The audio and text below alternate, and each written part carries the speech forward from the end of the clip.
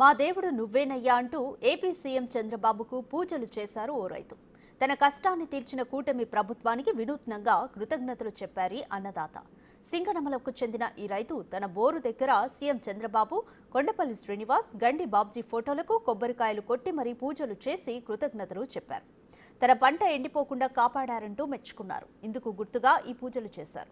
రైతు తన 11 ఎకరాల్లో దానిమ్మ తోట వేశారు. అప్పట్లో తన పొలానికి కరెంటు కనెక్షన్ రాకుండా వైసీపీ లీడర్లు అడ్డుకున్నారని, కూటమి ప్రభుత్వం వచ్చాక తొలిసారిగా తన పొలంలోని బోరుకు విద్యుత్ కనెక్షన్ రావడంతో ఇదిగో ఇలా ఆనందం వ్యక్తం చేశారు రైతన్న.